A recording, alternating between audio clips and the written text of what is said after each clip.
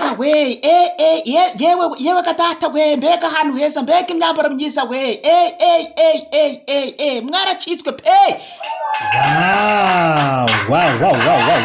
Wow sirimukiye kuri Odette Decoration Shop ntandi wasanga imyambaro myiza, imyambaro igezeho kwambika abageni wabasanga muri Ruhango niho wabasanga, akaba ari Odette Decoration Shop nuko arakobwa neza cyane gasanga kandi no muhamagare awifashije iyo nimero yo kureba kuri screen yawe yaboneka arakwambika neza cyane kandi ku giciro cyiza ntabwo ahenda. Rero nimba ufite ubukwe cyangwa se ufite ibirori ufite kwambara mu buryo bwose ukaberwa ukabyira abageni mbeka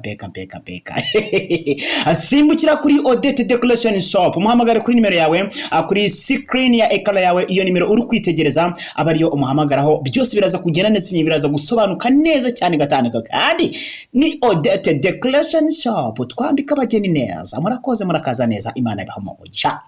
Baba hello guys, umeze namuze ahantu hari amakanzu meza, urabona nambaye ikanzu nziza cyane ndaberewe, murabibona mute ushaka ino kanzu waza mu Ruhango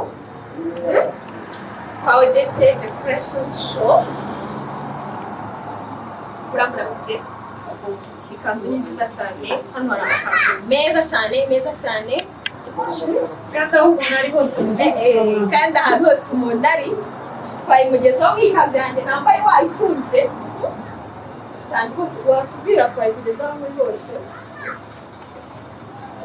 Why you gonna be scared already? Wow. Very nice.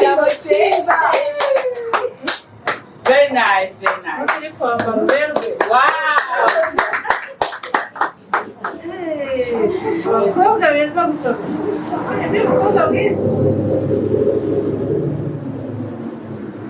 Hello my beautiful people. So, murabona rero ko meze neza ndaberewe kugera hejuru. So guys, kumuntu wakenera ikanzu twamukura driving twayimugezaho aho yaba ari hose. So ikanzu rero wayikura mu Ruhango hano hafi ya Beka aha hitwa Odette Decoration Shop.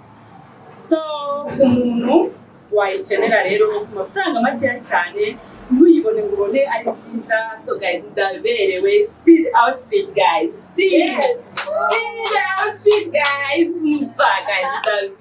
ndaberewe. So guys, na amafaranga make nawe ntuyibone ngo wifuze, niba uyishaka rwose wadusanga hano mu Ruhango niho dukeneye. Thanks. Welcome. Nabita Gaela.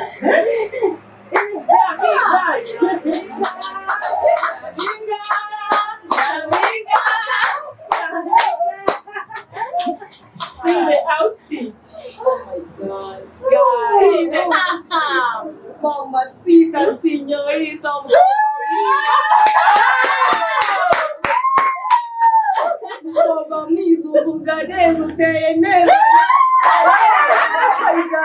Guys, contribute here. Odette Decoration Shop, Ruhango, happy no Beka, guys.